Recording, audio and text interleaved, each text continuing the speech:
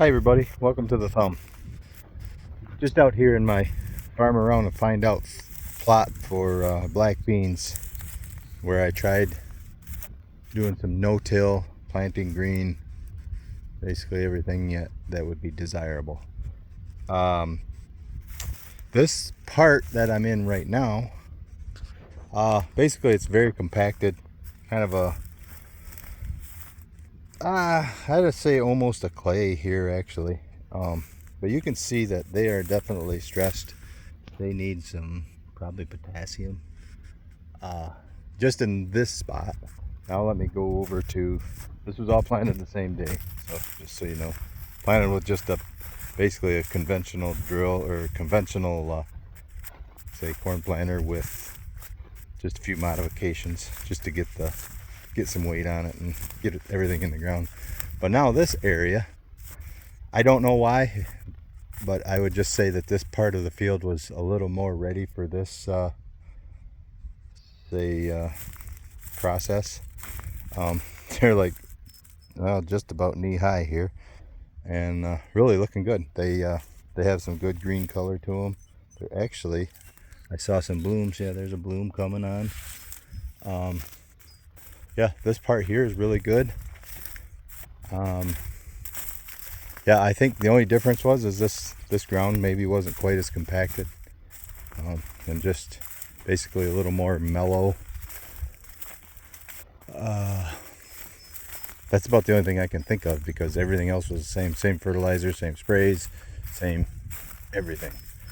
And this ground, that ground where I was just at up there, where it was compacted, that during deer season gets a little traffic on it.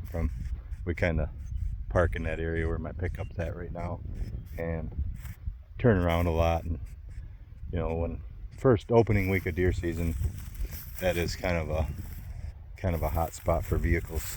So yeah, and it's always wet and stuff too, so it's like the worst time to be driving on ground. But yeah, this is kind of an extension of that harder ground, and you can see it.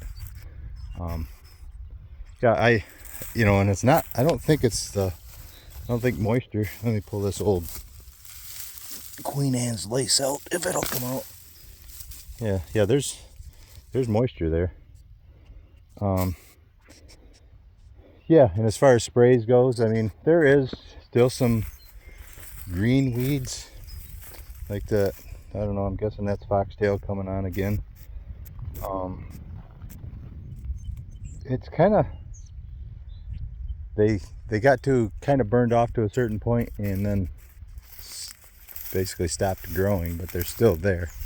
You look at this this dandelion. I mean, it's still green, but it ain't happy.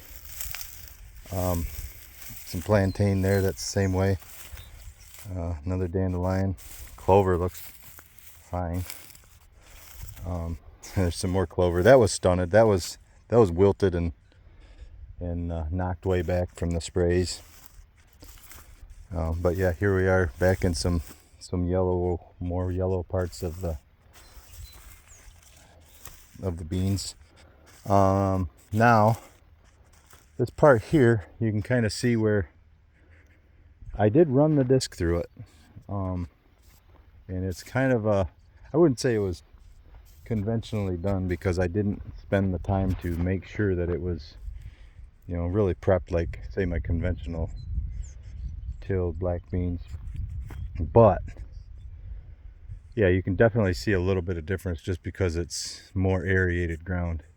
And that's where all this no-till stuff, that's what I'm learning in my vast 6 seasons of farming.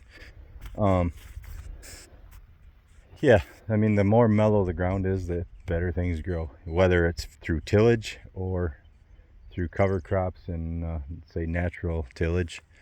And I think that's key. And the bad part is the tillage kind of sets back the natural type of aeration. So it's kind of basically it's a conundrum. It's like, do you till? I mean, you got to make a living, so you almost got to do some tillage just to stay ahead of the wolves and the bills. But yeah, you got to you want to kind of work towards, you know, better soil health. But yeah, here's some, and this part here was, it was just sprayed but not tilled. This was, there was no rye growing here when I planted these. This was actually burned down beforehand, and this was actually the worst. So I guess if anything, it's kind of a, this is non-tiled ground, so down in that low spot that doesn't count because them drowned it out. But you look across the field here, this direction, and the beans, say in this partially tilled part, don't look any worse than they do over there where it was kind of a, I want to say like naturally tilled or naturally aerated. I don't know what you would want to call it, but yeah, it was planted green into rye, and there was actually some wheat in there too. And then I sprayed it the same day. I did run the cattle across all of that rye and wheat, and it was back to being headed out, but it was only, say, waist tall instead of shoulder tall. And so yeah, that's the difference. That's, you know, I kind of sometimes wish this field was bigger, but there's enough variance in the soil types and the soil condition that it makes it kind of a good test plot, really, because you can kind of see, I mean, there's kind of this ridge that has, you know, where I'm standing, and it kind of goes around, you know. So okay, so I have some basically no cover crop and burned down, and then I got burned down with a little bit of tillage, and then I got, you know, planted green, and you know, but yet the same soil type and same soil condition. So it's kind of a, that's a good test. Weed control, yeah, milkweed's hard to kill. I don't mind milkweed, really. I mean, as long as it's not, you know, huge patches like it is over in there. I don't mind a few milkweeds. It's good for the pollinators. But yeah, can't let it get too carried away. But the weed control, I burned it down with burned this part down with just Roundup 2,4-D, like always, and then yeah, planted right into it. This I disked up, and same thing, Roundup 2,4-D, a little bit of tillage, planted it. But this part here where the rye was I'm not even going to show you that because it looks ugly. But this part here was the day I planted it. It was Roundup, Liberty, and Outlook. The Liberty wasn't a full rate. It was only like a 3/4 rate because I was just trying to see if I could get away without it. But I kind of wish I would have went full rate on it, because there's a lot of weeds that didn't really die that first initial, say, burn down.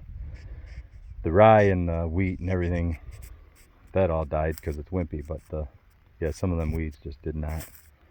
And then this, I think that's foxtail. I don't know, somebody might know. There's a lot of people know more than I do, but that just seems to, yeah, just kind of keeps on coming. I think there's a lot of it in the seed bank. And but yeah, then I came back with basically Basagran and, was it Basagran?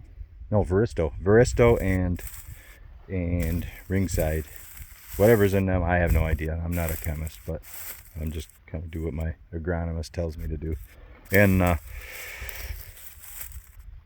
yeah, that knocked everything back. You know, even the Queen Anne's lace that is hard to kill, it's kind of the same as that. I'm trying to find one now.